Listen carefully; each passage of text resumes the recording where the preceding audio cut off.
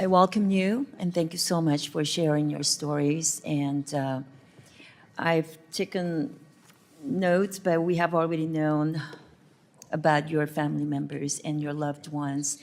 And so I just want to echo the commitments that our Chairman Mast and our ranking member and the colleagues here today are making, and that we will not rest until all hostages remains,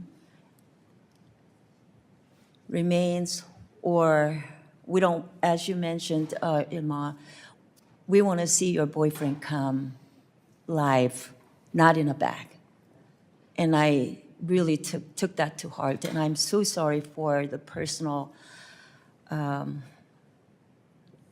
suffering that you endured and continue to do. So I really feel for you, from a woman to another woman, but also to your grandfather, to your brother-in-law, to your family members, to your brother and your son. I really feel for you. It's also good to hear that you have confidence in President Trump and in his leadership. You already said, LA, that his leadership has already made a difference. And we're doing this in different phases, but we will make sure that everyone is back home with their loved ones. And we will not rest, and we'll provide the forum and the opportunity for you to speak out until everyone is back home.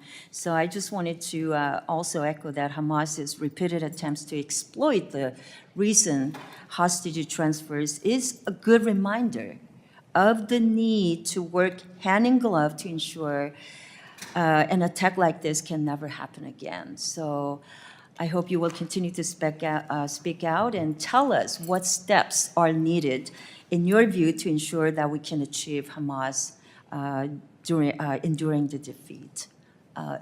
If you want to respond to that, I would be grateful.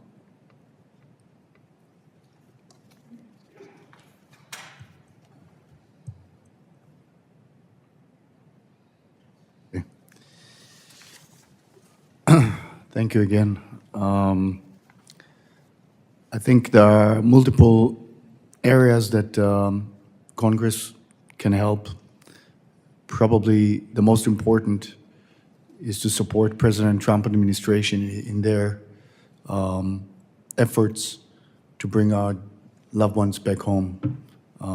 We know how much they care. We know how much the people travel all over and do whatever they can, and they need all the support from Congress. So that's a first.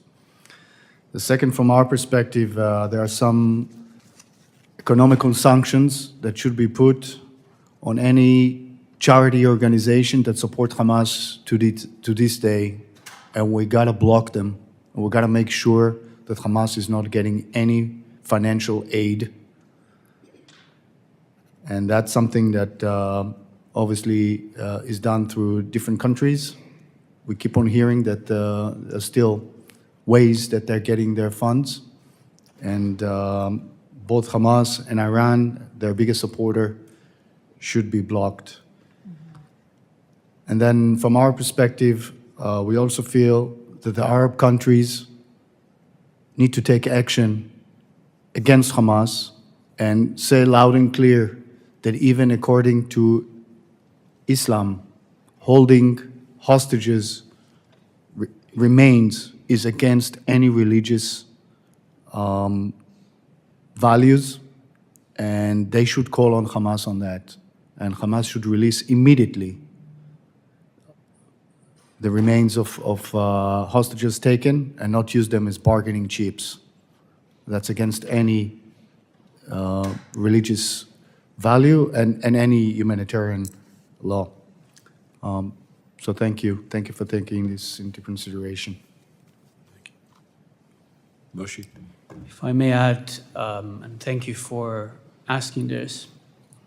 So as we mentioned, 21 hostages returned, there are still 76 who are held captive. And in this moment in time, the most important thing is, from elected officials, is to emphasize to whoever they speak whether to other elected officials, whether to the administration or to the wider public, that the first mission we have in this war, and the most urgent one, is the release of the hostages. Anybody who studied history and war studies and served in the military know that there are urgent missions, short-term missions, and there are medium and long-term missions. Our medium and long-term mission is to ensure Hamas is dismantled alongside its accomplices, such as the Palestinian Islamic Jihad, ensure Gaza is a different place to the one it was on October the 6th, ruled by Hamas as a ruthless Islamist authoritarian quasi-state. But in the short term, the only thing we can do right now as a key to stabilize the region is to ensure all the hostages will return, those who are alive to rehabilitation and those who were murdered to be buried in the land of Israel. I was asked yesterday by an elected official who met the King of Jordan what I want him to ask the King. And like Ronen said, what we ask the international community and the Arab countries is that they'll learn not just to say no to proposals, but to say what they can do. What is their proposal on the table? And I saw President Trump yesterday meeting the King of Jordan and emphasizing to him, you need to bring us a plan. If you don't, we're not coming on board to our plan. And it seems that he heard that message. I implore you to make sure we pressure international stakeholders. I felt that in the past, including the previous administration, those regimes were not held accountable and were not pushed to the corner in order to provide us, victims of Hamas atrocities, and those are Israelis and Palestinians. Palestinians are also victims of Hamas, to give answers. Let's make sure that the hostages remain on top of mind and that we can see an end to this ongoing tragedy and a vision for a better Middle East in the long term. Thank you.